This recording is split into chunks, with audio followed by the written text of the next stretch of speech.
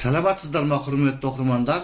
Сіздермен бірге математика пәнінің оқытушысы Әлсейітов Амангелді Құмарлы. Бүгінгі кезекті бейнероликте математикалық сауаттылықтың бір есебін қарастыратын боламыз. Мен бұл бейнероликті білген есеп шартының басындағы бір сөйлеммен атадым. Сонымен бүгінгі сабақтың тақырыбы қорапта барлығы 70 шар бар. Есептің шартын оқиық. Қорапта барлығы 70 шар бар.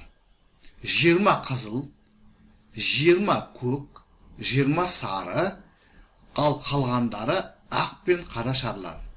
Бір түсті шардан 10 болатындай етіп қораптан қарамастан ең азы қанша шар алынуы қажет. Есепті мұқият тағы бір рет оқып шығыңыздар. Әрбір сөзге мән беру керек. Бір түсті шардан 10 шар шығуы керек. Яғни біз біртіндеп шарларды қораптан ала бастаймыз, қарамай аламыз, сосын алынған шарларды алдымызға қойып, шарларды түске бөліп, әр түсті шарларды санап отыратын боламыз. Сонда бір түсті шардан 10 шар шыққан уақытта шар алуды тоқтатамыз, мақсатымызға жеттік деп есептейтін боламыз. Бұл мәселені былай түсіну керек. Мен жәшіктен шарды қарамай аламын, және өзінің алдында отырған көрермендерге немесе оқырмандарға мен кемінде мынандай шар алған уақытта оның ішінде бір түстен кемінде 10 шар болады деп кепілдік беруім керек. Яғни міндетті түрде бір түстен кемінде 10 шар болуы керек. Әрине алғашқы алған 10 шардың 10-ы да бір түсті болып, мақсатымызға жетуіміз мүмкін. Бірақ біз ондай кепілдік бере алмаймыз. Бұл түрдегі есептерді шешу үшін ең нашар жағдай деп аталатын тәсілді қолданамыз. Ең нашар жағдай. Ең нашар жағдай.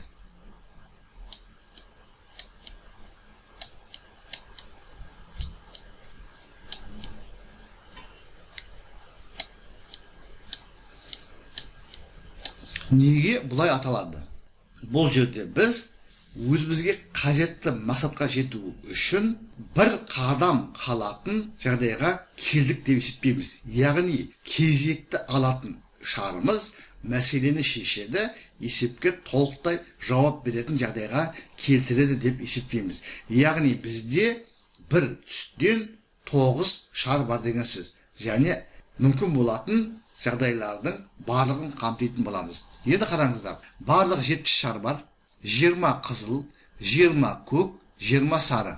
Сонда қызыл, көк, сары түсті шарлардың саны 60. Олай болса, қалған 70-тен 60-ты азайтамыз. Қалған 10 шар ақ пен қара шарлар.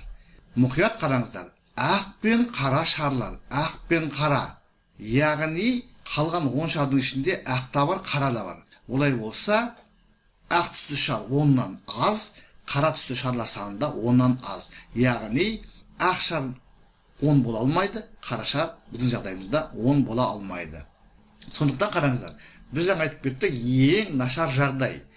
Яғни біздің кезекті алатын шарымыз есептің шешіміне алып келу керек.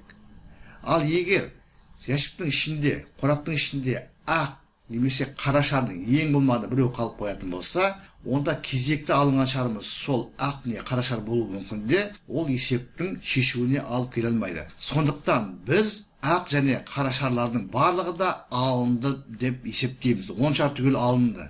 10 шар ақ пен қара. Ақ плюс қара. 10 шар. Бұларды алды деп есептейміз. Бізде есептің шартында бір түстен 10 шар алыну керек. Олай болса, ең нашар жағдай дегеніміз әрқайсысынан 9 шар шықты деген сөз. Яғни қызыл шардың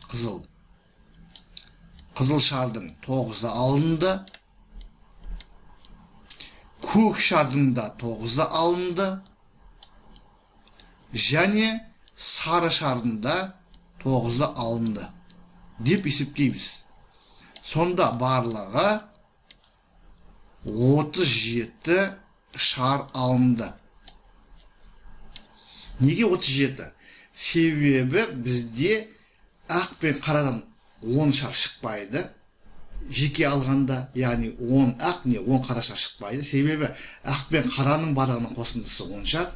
Ол түгел алынды деп есептейміз. Енді қызыл, көк, сарыдан 10 шар шығаруымыз мүмкін. Сондықтан ең нашар жағдай дегеніміз 10-нан аз, бірге кіші 9 шар, яғни әр түстен қызылдан, көктен, сарыдан 9 шардан алынды деп есептейміз. Сонда 37 шар алынды. Енді келесі нөмірі 38 шар.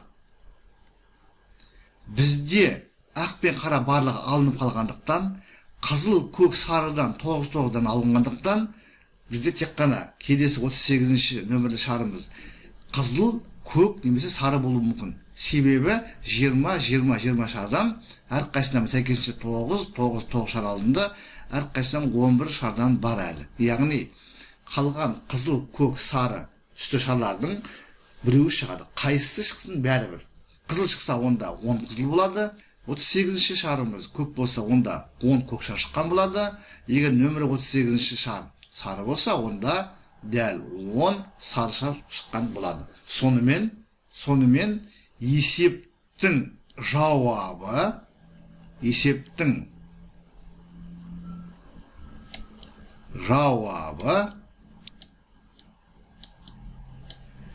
38 шар. Яғни Б пункті деген сөз. Сонымен құрметті оқырмандар, біз бүгінгі сабақта математикалық сауаттылықтың бір есебін толық талдадық. Бұл қораптан, жәшіктен шар немесе қалам алу туралы есептер топтамасына жататын есептердің бірі. Бұл жерде ең нашар жағдай деген тәсіл қолданылады. Оның не екендігін мен жоғарыда айтып кеттім. Сонымен сіздерге барлығы да түсінікті болды ғой деп ойлаймын. Егер осы есеп бойынша немесе осы тақырып бойынша сұрақтарыңыз болса, бейнероликтің астында комментарийға жазыңыздар. Мен әр сұраққа ұсыныс пікірге ескертуге уақытылы және нақты жауап беруге тырысатын боламын. Бұл есептер математикадан бұрын бірінші кезекте логиканы, яғни адамның ойлау қабілетін талап етеді. Математикалық сауаттылықтың мақсатының өзі де сол. Адамның ойлау қабілетін деңгейін анықтау және адамның ойлау қабілетін дамытуға әсер ету.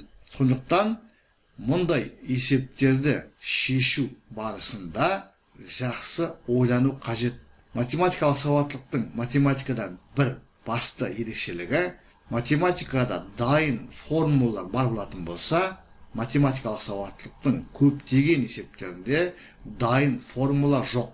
Оны есептің шартына, есептің түріне қарай отырып, ережені, формуланы, заңдылықты өзіміз құрастыруымыз керек. Сондықтан бұл пәнге, мына түрдегі есептерге өте үлкен көңіл бөлген жөн. Зейін қойып тыңдағандарыңыз үшін көп рахмет. Келесі кездескенше аман сау болыңыздар.